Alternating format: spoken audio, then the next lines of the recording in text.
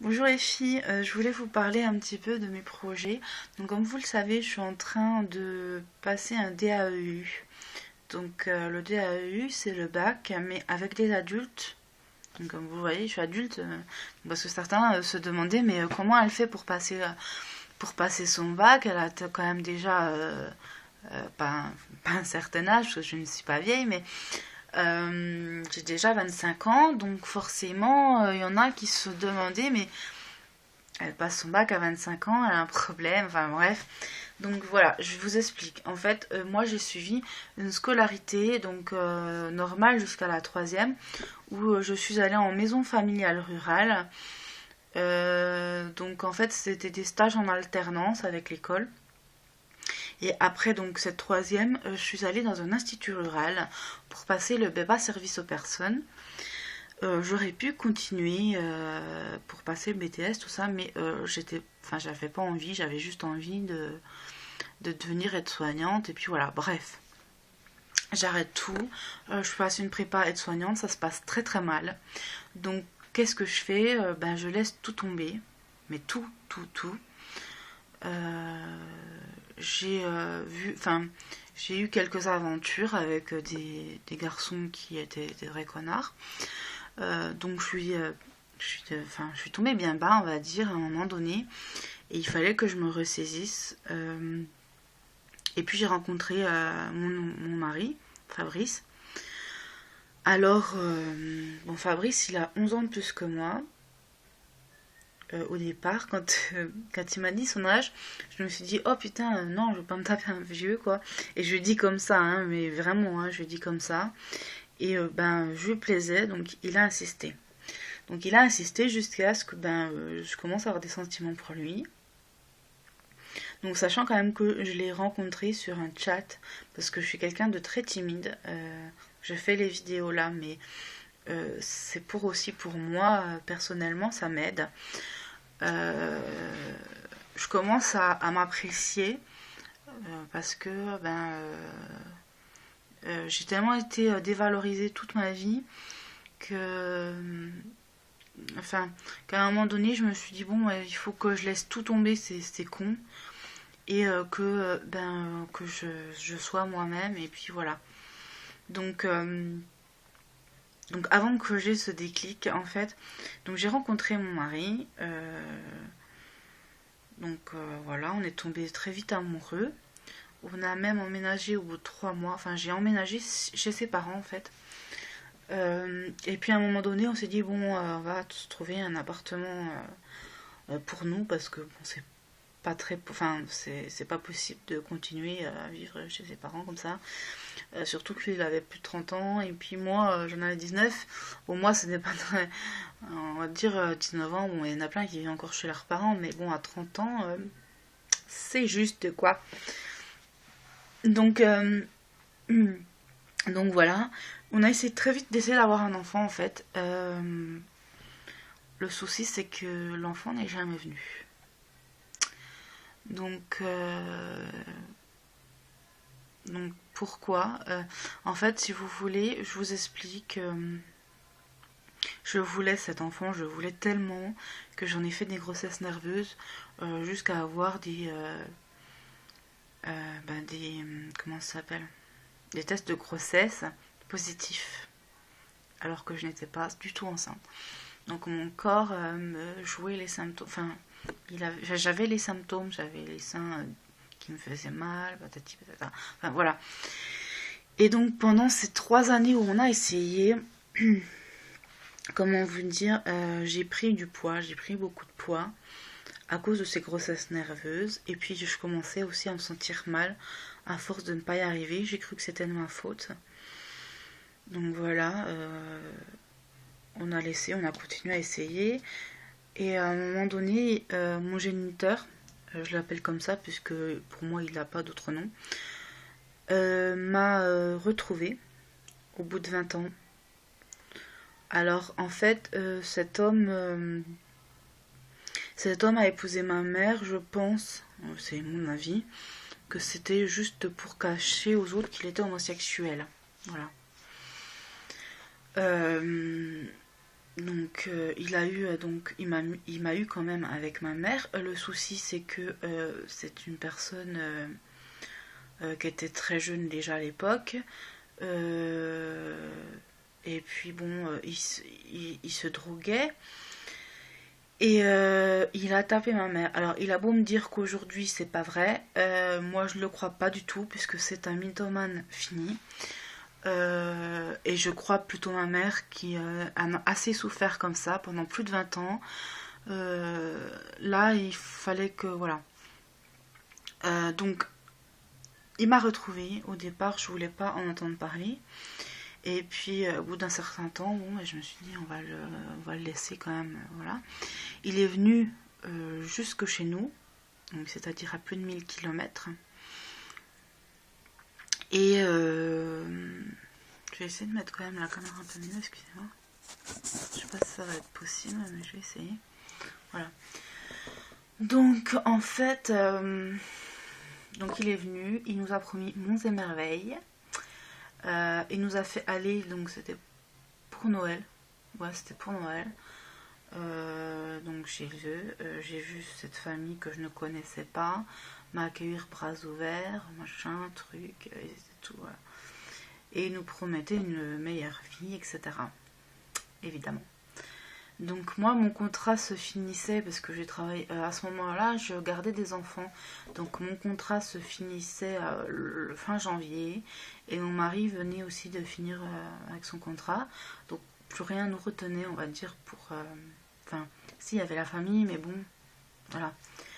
Donc on est parti, on a décidé de venir donc ici, dans le sud-ouest.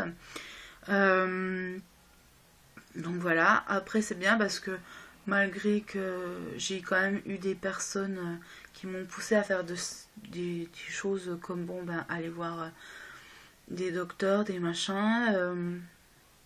Donc on a appris que mon mari était stérile.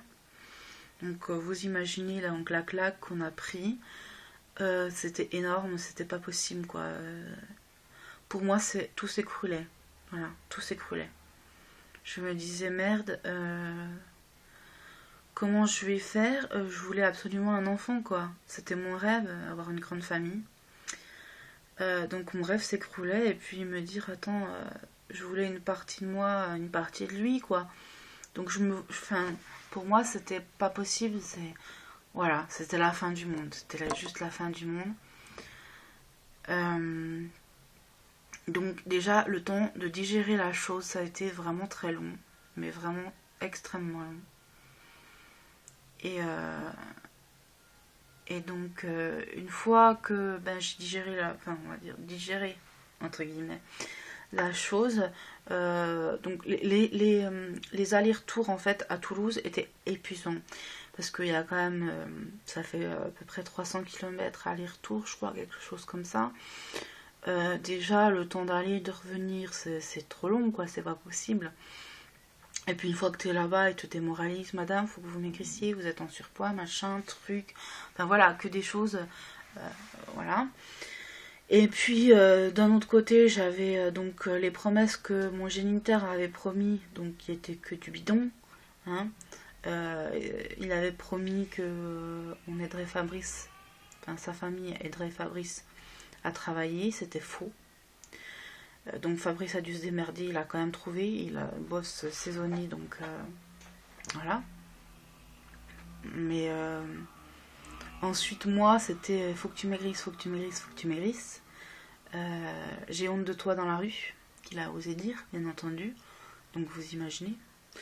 D'un homme qui ose dire ça alors que c'est un mythomane fini, un drogué, qu'il s'est jamais occupé de moi, et qu'en plus, il est... Enfin, c'est pas ça, c'est que il ose me critiquer par rapport à mon physique, alors que lui, il a un problème, enfin un problème, pas un problème, mais je veux dire, il a dû être jugé, sachant qu'il est homosexuel, il a dû être jugé. Alors pourquoi me juger moi? Alors je suis pas horrible, je suis pas un monstre, quoi. J'ai des formes, et puis alors, enfin voilà, je suis pas un monstre. Mais il m'a foutu dans la gueule ça, que voilà, j'étais comme ça, qu'il avait honte de moi, qu'il fallait que je maigrisse, machin. Et quand il a vu que je maigrissais pas, Et je veux dire, en même temps, forcément, je peux pas m'écrire alors que j'ai pris dans la gueule que mon mari était stérile, quoi. Je veux dire, tout le monde, toutes les filles tombaient enceintes autour de moi, et moi, je pouvais pas. Il fallait en plus, limite, qu'on aille voir les gamins. Oula! Limite qu'on aille voir les gamins parce que ben, ça faisait partie de la famille. Alors que moi, j'avais pas envie de voir des gamins, quoi. Je veux pas, c'est pas les miens, j'y arrive pas. Pourquoi j'irai voir ceux des autres? Enfin, essayez de vous mettre à ma place, quoi. C'était pas possible, mais juste pas possible. Alors, donc moi, j'en pouvais plus, quoi, j'en pouvais plus. Entre lui qui me disait des saloperies, il voulait également à un moment donné que je quitte mon mari. Il le trouvait horrible, machin. Après, il lui foutait plein de trucs dans la gueule, mais horrible. Je sais pas comment il a fait pour supporter ça, quoi. Bref, à un moment donné, j'en avais marre, j'en avais ras le cul, mais de tout, de tout. Je suis restée enfermée chez moi. Je pouvais plus sortir, je faisais une dépression, mais terrible. Donc, je me suis prise en main. J'ai demandé au docteur de m'envoyer donc en cure. Je suis allée un mois en cure. Et je crois que c'est là, mais c'est même pas je crois, c'est sûr, que c'est là que j'ai eu le déclic, qu'il fallait que je fasse quelque chose. Donc, une fois en cure, en fait, j'ai rencontré une psychothérapeute. Malheureusement, je n'ai pu l'avoir que 3 séances. Donc, les 2 premières où j'expliquais mon cas, quoi, où je me présentais, tout ça. Et malheureusement, bon ben voilà, j'ai pas pu continuer avec elle parce que bon, elle avait beaucoup de clients, enfin de patients, pardon. Non, elle avait beaucoup de patients et bon voilà. Qu'est-ce qui s'est passé pendant 7 heures de thérapie? Mais un truc de malade. Mais vraiment un truc de malade. En fait, elle m'a... j'étais réveillée, j'étais là, j'étais consciente, hein. Comme là, je vous parle, j'étais comme ça. Mais elle a réussi donc à m'hypnotiser pour me faire sortir tout ce que j'avais en moi. Elle a pris, donc elle m'a donné un oreiller. Elle m'a dit voilà, c'est toi quand tu étais petite. Et il faut que tu te dises que tu t'aimes, que t'es belle, que c'est pas de ta faute, que si, que ça. Enfin, des choses vraiment. Et je me suis mise à pleurer. Je m'en suis même pas rendu compte. C'est à la fin, j'avais plein de larmes. Voilà, j'étais trempée de larmes. Enfin, c'était une chose qu'elle m'a faite, mais incroyable, vraiment. On peut me dire, j'y crois pas, machin truc, mais moi, c'est. Enfin, il faut y croire pour le voir. Et ben là, c'était ça, quoi. J'étais là, je le voyais, je le sentais en moi. Et cette chose, voilà, m'a complètement bouleversée. Je pense que j'aurais eu d'autres séances, ça aurait été encore mieux, mais vraiment, j'aurais eu quelque chose d'extraordinaire. Là, j'aurais vraiment guéri. Je pense qu'elle m'aurait vraiment soigné, cette femme. Bon, malheureusement, là, c'était quand même par l'hôpital, enfin, par la clinique que c'était fait. Et en fait, c'est quand même extrêmement, enfin, pas pour ma part, avec mon budget que j'ai, c'est très cher d'aller donc voir une thérapeute. Donc, je n'ai pas continué. Je suis rentrée chez moi, donc je vivais dans le même patelin, donc c'est Lourdes, hein, voilà. Je vivais à Lourdes.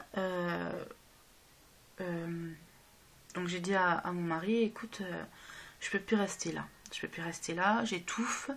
J'ai l'impression d'être espionnée 24 heures sur 24 et c'était le cas, j'en suis certaine, mais vraiment certaine. Parce que toute la famille de mon géniteur était présente.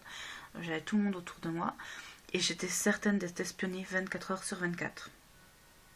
Sachant que ma mère, quand elle vivait avec lui, a été également espionnée.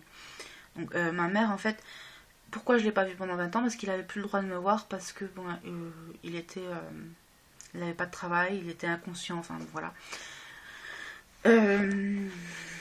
Pour vous donner une anecdote, le dernier Noël que j'ai passé là-bas, il m'avait proposé à moi et mon mari de faire, d'aller faire les plus grandes villes d'Espagne. Moi je dis ouais chouette, on va aller s'amuser à l'aventure, partir comme ça. Mais non, en fait, c'était juste pour aller se droguer. En gros, sniffer de la coke, d'après ce que j'ai compris. Et, euh, et aussi trouver les villages de gays les plus importants dans l'Espagne. Donc moi, j'ai refusé catégoriquement. Je me suis dit, je veux pas aller là-dedans. C'est pas du... Oui. Je dis, je veux pas aller là. C'est pas mon truc, quoi. Moi, si pour partir en Espagne, ouais, y a pas de souci. Mais pour faire des choses intéressantes, je veux pas aller me bourrer la gueule, me sniffer de la coke.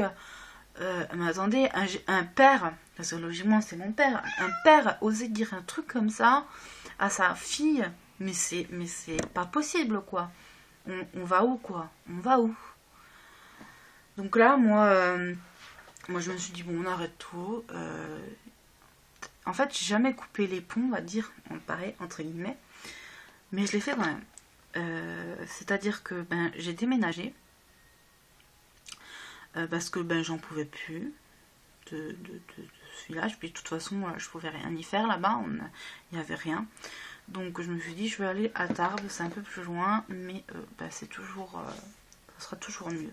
Même si pour l'instant on ne peut pas remonter dans notre famille, et ben, ça sera toujours mieux, quoi. Donc voilà. Donc je suis venue à Tarbes. Alors au départ, enfin, j'ai eu du mal quand même à me motiver, hein, ça c'est clair.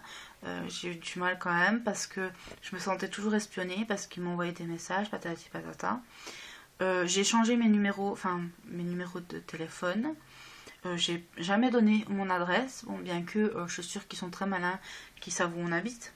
Mais j'ai jamais voilà, donné mon adresse. Quoi d'autre? Donc en fait quand je suis arrivée ici, donc j'ai voulu bosser. Alors j'ai fait les agences comme la DMR. Donc avec la DMR j'ai bossé chez un particulier qui était complètement horrible, déprimant et tout ce que vous voulez. Je me suis fait insulter, etc.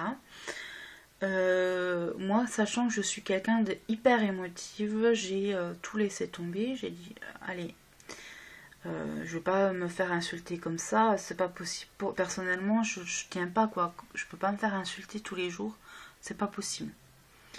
Donc, j'ai laissé tomber. De toute façon, j'aurais pas pu continuer là-dedans, puisque c'est pas à Tarbes même, c'est dans un village à côté. J'ai pas le permis, donc là, mon mari m'emmenait parce qu'il n'y avait pas encore la saison, mais après, une fois qu'il y avait la saison, ciao, quoi. Hein, je pouvais pas y aller.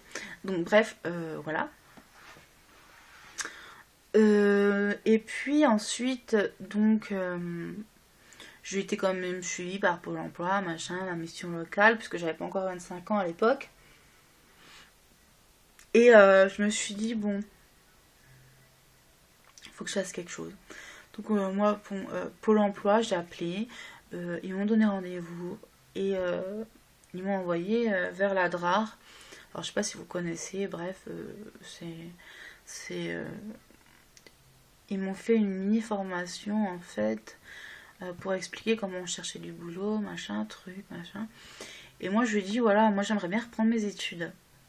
Parce que en gros, ce que je fais, donc m'occuper des personnes âgées, je peux plus le faire.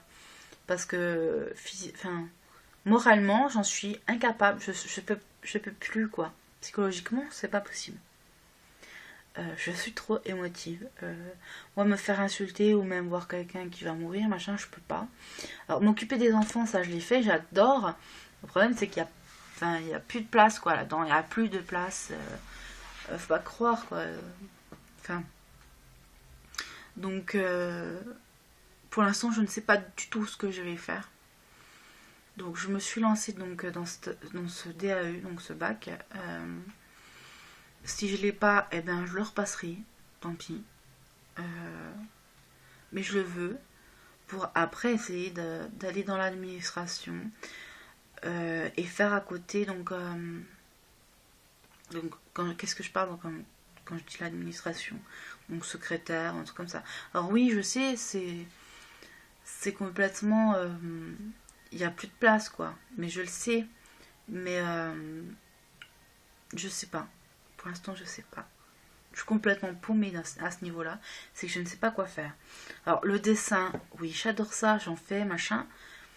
Mais en faire mon métier, je sais pas, parce que je me dis peut-être que ça me dégoûterait vite facilement. Donc, et puis il y a tellement de monde là-dedans aussi, c'est pareil, quoi. Il y a tellement de monde, qu'est-ce que tu veux faire? C'est pas possible. C'est pas possible. Voilà. Alors, pour l'instant, j'ai aucune idée de ce que je vais faire après. Alors, voilà, je me suis inscrite là. Je suis contente. Bon, j'avais rencontré quelques personnes. Ça me fait du bien aussi de voir des gens, voilà. Même si ben, j'aime pas la mentalité des gens de la région. Rencontrer quand même d'autres personnes que mon mari, c'est sympa. Après, j'avais rencontré aussi une autre fille là. Le problème c'est que j'ai pas de nouvelles, donc et c'est en fait apparemment c'est la mentalité des gens ici quoi. Voilà. Tu peux rien faire ici, c'est pas possible. Donc effectivement que je remonte, même si ben, c'est des paysans. Enfin la Franche-Comté c'est pas que des paysans, mais bon voilà quoi. Après, moi c'est là-bas que j'ai passé mon adolescence, c'est là-bas que je suis bien. Donc je vais absolument remonter parce que cette région-là, je la supporte plus quoi. Je suis là parce que je suis obligée. Et puis ça me fait chier quand même de redéménager parce que voilà quoi, c'est chiant hein, un déménagement. Putain, c'est bon quoi. Moi c'est bon là, j'en ai ras le bol là. De toute façon, je sais qu'on pourra pas partir tout de suite, mais bon, voilà. J'ai envie de remonter, même si je sais que c'est pas pour tout de suite. J'espère que j'aurai trouvé un boulot d'ici là. Alors, même si je sais pas quoi, je sais pas. Vraiment, je sais pas. De ce côté-là, je suis complètement perdue. Mais perdue. Et je me suis mis là-dedans. Et je me suis dit, de toute façon, tant que j'ai pas trouvé, donc, enfin, fait tout ça. Trouver une formation. Ensuite, trouver un boulot où je suis bien. Je ne me relancerai pas dans le projet bébé. Parce que voilà. Et je me dis finalement, peut-être que je suis pas prête. Je dois pas. Enfin, je devais pas y être. Je devais pas. Voilà. Si c'est pas venu, même si j'ai cette envie dans les tripes, de toute façon, toute femme, normalement constituée, a envie d'avoir des enfants. Mais est-ce que c'était le moment? Je me dis peut-être que finalement, si c'est pas arrivé, c'est parce que ça devait pas arriver. En tout cas, pas tout de suite. Et en y réfléchissant, je me dis, je dois pas être prête. Il faut que je fasse... il faut que je me forme moi-même avant de pouvoir former quelqu'un d'autre. Il faut que j'apprenne encore des choses. Non, je veux pas faire un bébé à 40 ans, bien entendu. Enfin, même après, quoi. Mais je veux en faire un, mais pas tout de suite. Il faut que je me forme avant. Je sens encore que je suis pas assez mature de ce côté-là. Même que ben, j'en aurai un, je suis sûre que je l'assumerai, c'est pas ça le problème. C'est que je serai prête, voilà, je serai prête. Pour l'instant, non, il faut que je fasse plein de choses, j'ai plein... Voilà, il faut avoir des projets, il faut avoir des choses, parce que c'est ça qui te fait que tu es motivé, que tu as envie de continuer. Si je suis plus déprimée aujourd'hui, enfin plus déprimée, j'ai toujours quand même cette boule aux tripes, mais je veux dire, si t'as pas un but à accomplir, de toute façon, c'est pas possible, tu peux pas avancer. Et une fois que ça va, voilà, là je vais bien, je grossis plus. Ça le truc, c'est que dans mes tripes là, je sais que je vais quand même bien, même si j'ai toujours mon émotivité, je m'énerve facilement pour un rien. Enfin, c'est pas que je m'énerve, mais je m'angoisse vite. Voilà, il y a quelqu'un qui va me faire une réflexion, je vais mal le prendre, ça peut me bouffer. Puis même si c'est quelqu'un que je connais pas, quoi, voilà, ça peut me faire du mal. Et voilà. De toute façon, si des fois j'agis sous le coup de la colère, voilà, c'est pour ça. Donc il y a certaines personnes qui sont jouées de mes sentiments, qui sont jouées de voilà, elle est trop gentille, elle est trop ci, elle est trop ça. Elle cherche pas le. Elle essaie toujours d'apaiser les choses, machin. Il y en a qui en ont profité de ça, de ma gentillesse. Comme vous voyez, c'est celle que je vous disais sur le blog. Cette fille là. Cette connasse. Non mais c'est ça, ouais, c'est une connasse. Elle a abusé de moi, ça c'est clair et net. Je l'ai laissé des mois continuer, alors que je savais que c'était de toute façon, donc c'était perdu d'avance, quoi. Mais voilà, ça me faisait quand même un peu du bien d'avoir au téléphone et tout, même si c'était trop des fois, mais ça me faisait quand même des fois du bien, j'étais contente. Même si elle profitait de moi, parce que c'était ça, elle profitait. Donc, moi, le problème, c'est que j'aimerais bien trouver des gens comme moi. Voilà. Qui ont le même. Qui ont même pas les mêmes problèmes dans la vie, mais je veux dire. Enfin, qui ont vécu des choses qui font que, voilà, on peut être comme ça. C'est tellement rare, quoi. Alors, bon, j'ai une amie. C'est Lydie, voilà. Elle, je la vois pas souvent, voilà. D'ailleurs, on est resté 5 ans, je crois. Non, pas 5 ans, pas 5 ans. On est resté 4 ans à se parler, sans s'être jamais vu, et pourtant on faisait que de se parler. On se voyait à la cam, machin, mais sans s'être vu en vrai. Quand je suis allée la voir en vrai pendant une semaine, ben, c'était génial. Après, on n'est pas tous les jours en train de se parler. On n'est pas tous les jours au téléphone. C'est même rare qu'on soit au téléphone.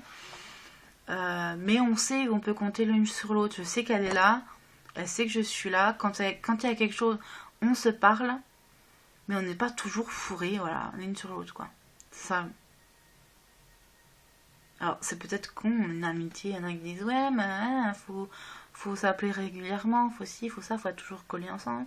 Mais non, pas forcément. Pas forcément.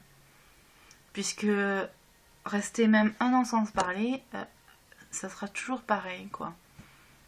Voilà. Après, qu'est-ce que je pourrais dire d'autre? Je pense que ça fait déjà quand même plus de 27 minutes que je suis là en train de vous parler de ma vie. Il y en aurait tellement à dire que bon, bah voilà, je vais pas non plus... il y en a tellement. C'est difficile, quoi. Puis bon, je vous ai parlé de ça, je me livre à vous. Voilà, c'est énorme pour moi, enfin c'est un grand pas. Même si j'avais déjà fait un article que j'ai supprimé parce que voilà, il y en a qui l'avaient vu, mais bon. Donc là, je vous le dis en direct, sans passer par message. Voilà, la vie est dure. Alors, celles qui s'en ont pris à moi, eh ben voilà, si vous saviez, voilà, exactement ce que j'ai dans la vie, vous agirez, enfin, je pense que vous agiriez différemment, ça c'est clair. Parce que s'en prendre à des personnes qui ont des problèmes comme ça, même si ben, je me maquille, je fais un sourire, ça veut pas dire que ben, je suis bien, quoi, c'est clair. Et puis me dire ah mais t'as changé, t'es plus pareil, patati patata. Ben oui j'ai changé, mais t'es conne, c'est pas possible. Tu réagirais comment si on te disait ben non, tu veux pas avoir d'enfant pour l'instant, ben non, il faudra le faire autrement. Tu réagirais comment? C'est ça le truc, c'est qu'elles comprennent pas ces filles-là. C'est facile de te critiquer, mais c'est tellement facile de t'en foutre plein la gueule, de dire t'es nul, t'es machin, t'es trucs, alors qu'on sait pas ce que cette personne a dans la tête.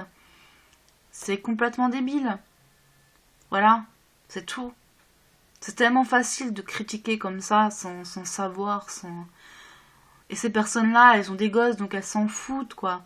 Et même si cette histoire, elle commence à dater, enfin dater, je veux dire, ça fait déjà 3 ans qu'on le sait, ben on vit avec, on s'habitue.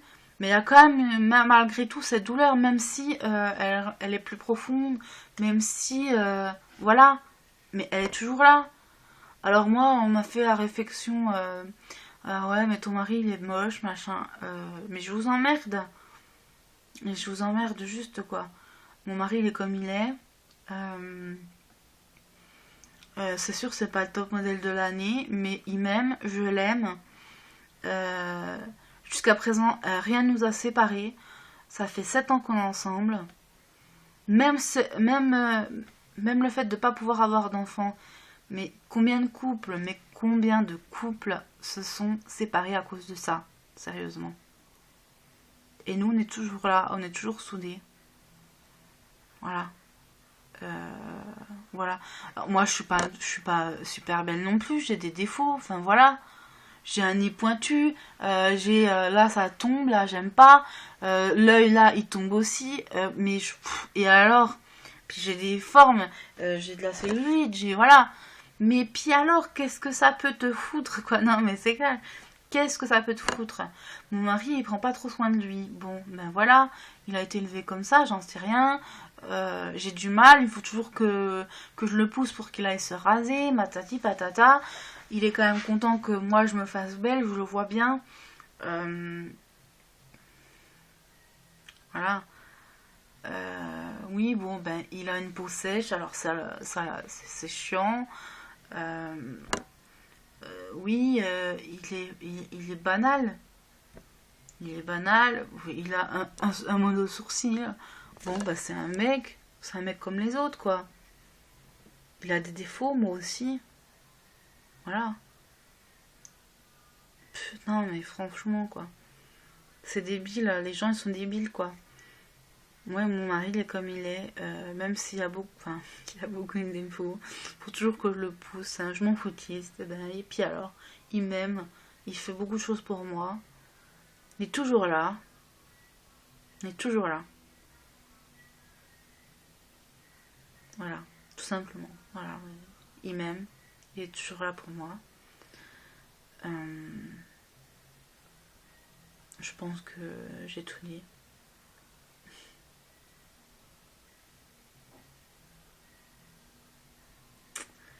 Donc, il y a beaucoup de choses encore à dire, mais je vais m'arrêter là. Je pense que ça y est, j'ai lâché tout.